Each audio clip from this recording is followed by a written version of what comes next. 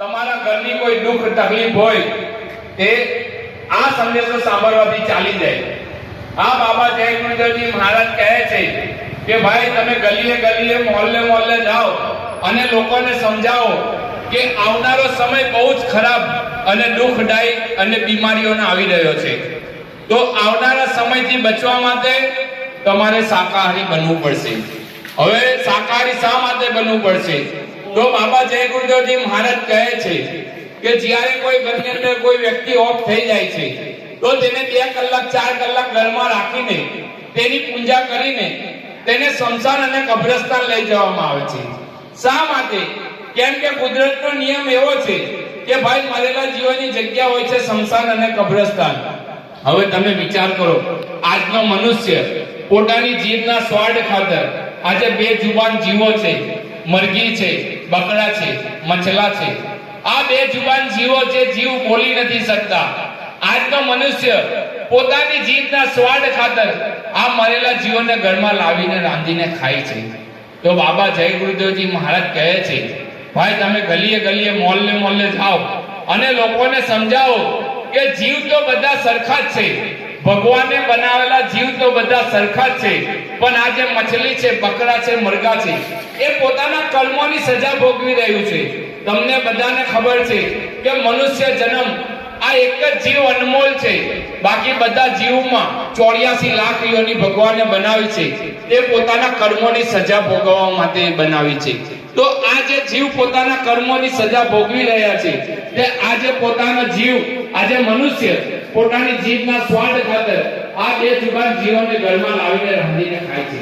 તો બાબા જય ગુરુદેવજી મહારાજ કહે છે કે વિચાર કરો, કુદરતનો નિયમ એવો છે કે મરેલા જીવોની જગ્યા હોય છે સ્મશાન અને કબ્રસ્તાન.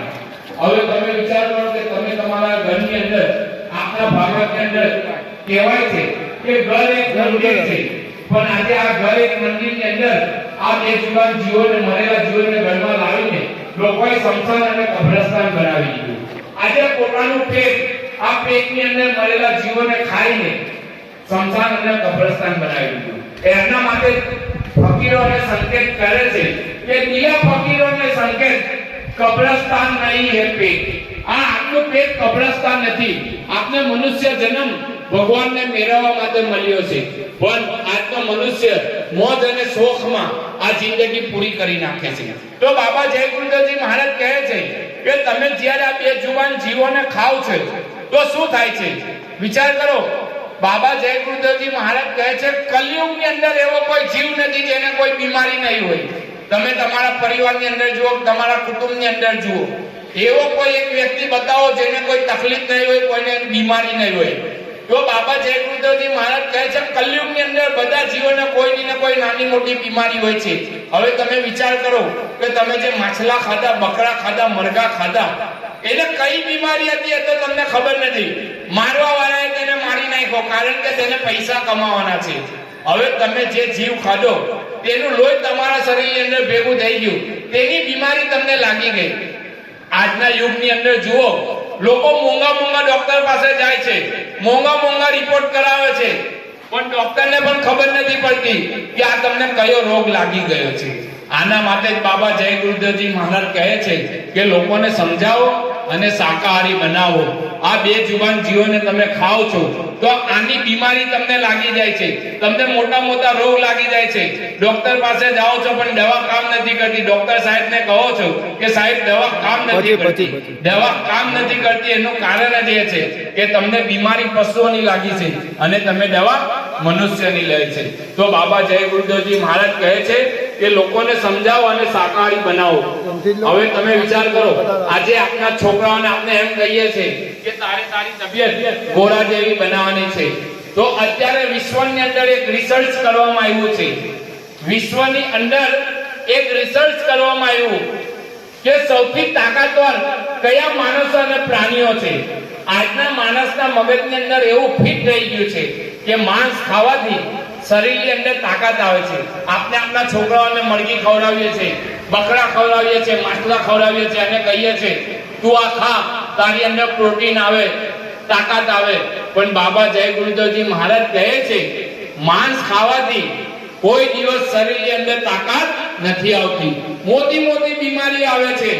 તો અત્યારે ભારતની અંદર વિશ્વની અંદર રિસર્ચ કરવામાં આવ્યું કે જેટલા તાકાતવર પ્રાણીઓ અને માણસો છે બધા શાકાહારી છે. તમે હાથીને જુઓ, તમે ઘોડાને જુઓ, જેટલા તાકાતવર પ્રાણીઓ છે બધા શાકાહારી છે.